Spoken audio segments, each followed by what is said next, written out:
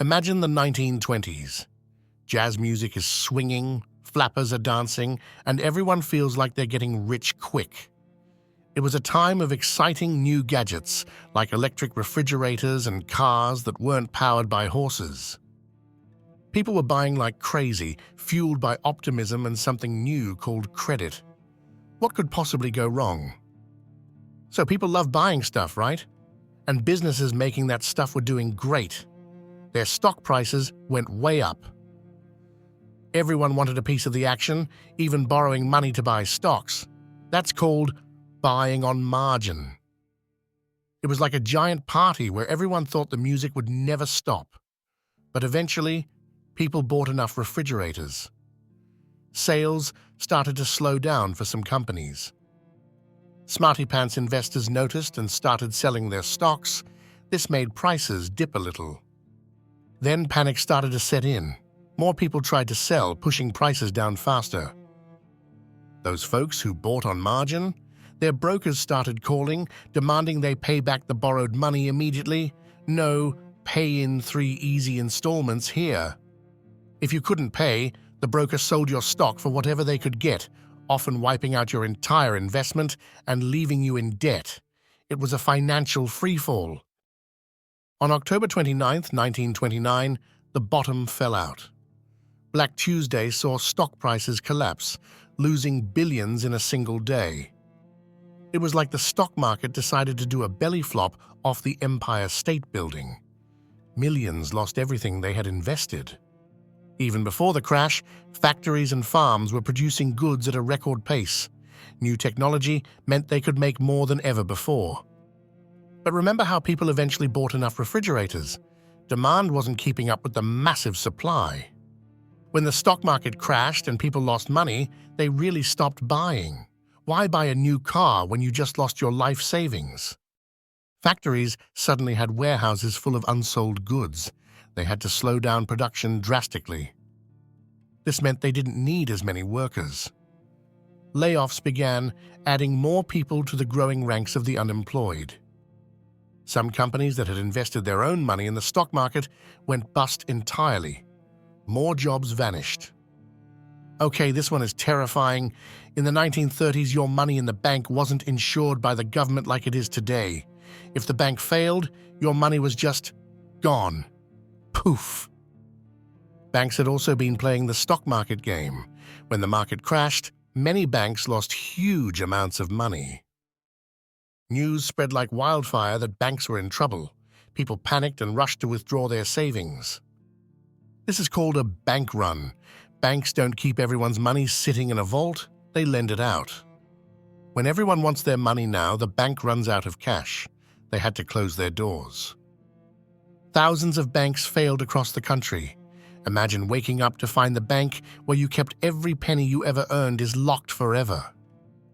About a third of all banks in the US failed. Millions of Americans lost their entire life savings overnight.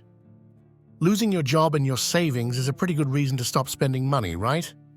With unemployment soaring and bank accounts wiped out, consumer spending plummeted. Think about it. If you're worried about feeding your family, you're not buying a new radio or going to the movies. This created a vicious cycle. Less spending meant businesses couldn't sell their goods.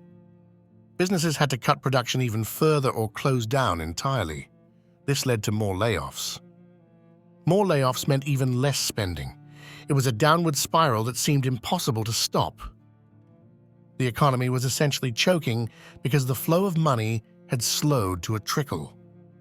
When one industry suffers, others feel the heat. If car factories lay off workers, those workers can't buy new clothes. So textile factories lay off workers. Those workers can't afford to build a new house. So construction workers and lumberjacks lose their jobs. They can't buy furniture. Furniture makers are laid off. It was like a terrible game of economic tag where everyone was it. Unemployment numbers skyrocketed. At its peak, about 25% of the workforce was unemployed. That doesn't even count people who were forced into part-time work or women who lost jobs that weren't officially counted in the statistics. Millions were desperate. Remember those buy now, pay later installment plans from the 1920s? They were great when times were good and paychecks were steady. People bought houses, cars, furniture, and appliances they couldn't afford up front. It fueled the boom. But when jobs vanished and savings disappeared, people couldn't make their payments. They defaulted on their loans. Banks and businesses that had extended all that credit were suddenly left with mountains of unpaid debt. Many failed because of this. Meanwhile, people lost everything they had bought on credit: their homes, their cars, their farms. Collectors repossessed goods, but who had money to buy them second-hand? It was a painful lesson in the risks of borrowing too much, both for individuals and the economy. As if economic disaster wasn't enough, Mother Nature decided to pile on. In the Great Plains, years of drought and poor farming practices turned fertile land into dust. Massive dust storms, sometimes called black blizzards, rolled across the landscape for years. Crops died, farms failed. Farmers, already struggling with low prices and debt, lost their livelihoods and their homes. Dust got into everything: food, lungs, hopes, and dreams. People got sick. Hundreds of thousands of people, often called Okies, even if they weren't from Oklahoma, were forced to abandon their farms and migrate west, seeking work that didn't exist. It was an environmental catastrophe layered on top of an economic one, hitting the agricultural sector hard. In 1930, President Herbert Hoover signed the Smoot-Hawley Tariff Act. The idea was to protect American businesses by making imported goods more expensive. The hope was that Americans would buy US-made products instead, boosting domestic sales and jobs. Sounds reasonable, right? Except the rest of the world was also struggling economically. Other countries got angry about the US tariffs. They retaliated by putting their own high taxes on American goods. This made US exports too expensive for other nations to buy. International trade collapsed. American companies that sold goods overseas lost those markets. This led to even more factory closures and layoffs in the US. It was a classic case of protectionism backfiring spectacularly, making the global depression worse for everyone. So you see, the Great Depression wasn't caused by just one thing. Like the stock market crash, it was a perfect storm of interconnected problems. Overproduction meant too many goods. Too much credit meant people were overextended. The crash wiped out investments and confidence. Bank failures destroyed savings. This led to a massive drop in spending, which caused businesses to fail and unemployment to skyrocket. The Dust Bowl devastated agriculture, and trade wars killed international markets. Each problem knocked over the next, creating a chain reaction of misery that lasted for a decade. Millions lost their homes, their jobs, and their hope.